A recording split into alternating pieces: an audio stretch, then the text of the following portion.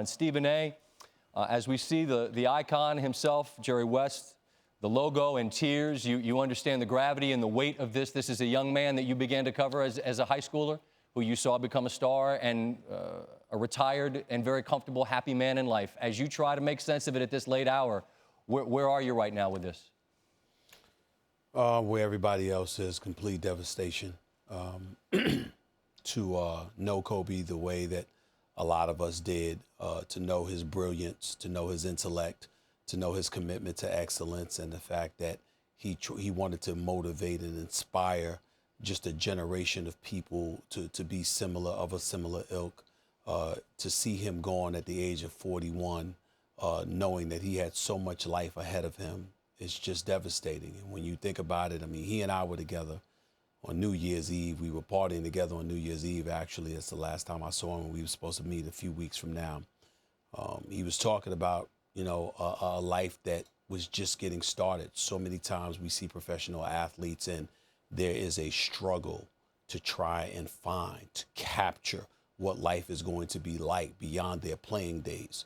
This was an individual that was looking forward to the end, at least a couple of years at the very least, before it had all come to an end, because he was planning and plotting a new path for his life. He wanted to be an inspiration to his wonderful 13-year-old daughter, Gigi, who obviously passed away in a helicopter crash with him.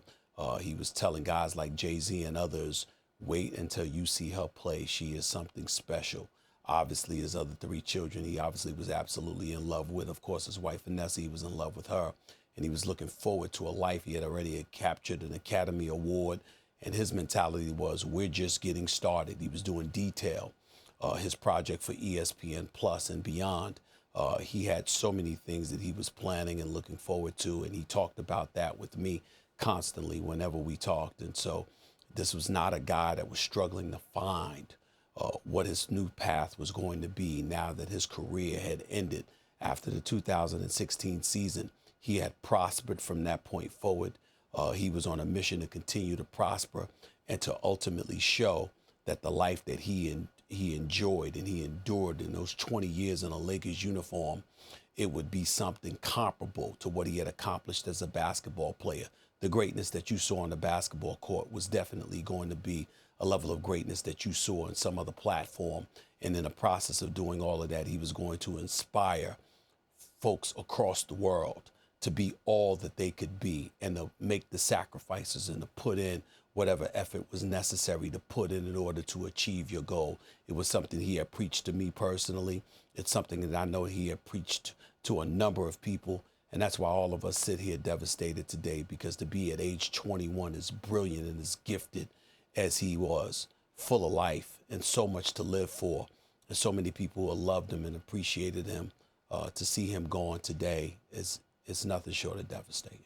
It truly is. I share that sentiment, and especially, Stephen A., I'm marveled at the passion that he was investing in the next chapter. So many struggle to figure it out. Not only did he find it, but he was thriving in it. And he looked at people like Magic or MJ as what they became afterwards. He had his sights set on the Jay-Z's and the Oprahs. He'd be a billionaire with a B. And I mean, those paths seemed like they were available to him. He was pouring himself into it. And I think it's just so gutting to think of what might have been. Do you believe that perhaps his best act would have been his next act? Possibly, quite possibly. It's hard to imagine, considering the fact that he's a 5-time champion, Right, an 18-time All-Star and what have you. But what I can tell you as a point of fact is that he believed the best was yet to come. He wasn't somebody that dwelled on the past and said, look at what I accomplished, I'm finished. That wasn't his thing. His attitude was, I've got a whole life to live, so let me go out there and conquer new challenges. That was what it was about. When he saw me on New Year's Eve, he was congratulating me on my new contract with ESPN. His exact words to me is 1 + 1 = 1 billion. That was his mentality to anybody who had any kind of potential. Go for it all. That was what he believed in, and that was what he was all about. He looked at Jay-Z and he told Jay-Z, wait until you see my daughter play basketball. She is something special. And that's why when he came out just days ago and he alluded to how there's about 2 or 3 players that can play in the NBA, it wasn't him speaking in a literal context. It was him sending a message to his daughter. You can achieve whatever you want to achieve. You can achieve whatever you put your mind to.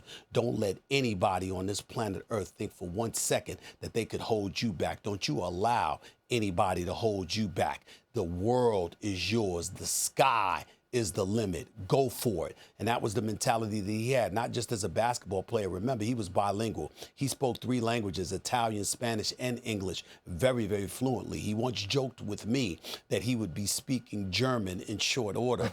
These are the kind of things that he talked about, and he didn't see any limitations to his potential whatsoever, and he didn't want anybody around him that saw limitations to themselves. If you came to him and you had limitations in your mind and in your heart, he would immediately and instantly check you and let you know, how dare you put limitations upon yourself. You living, you're breathing, you got all the potential in the world. Go for it. And that was the kind of message that he was hell-bent on sending to his daughters. It was obviously an adage that he followed. He firmly believed in it. He preached it to LeBron and D. Wade and all of those guys when they were in Beijing in the 2008 Olympics and beyond.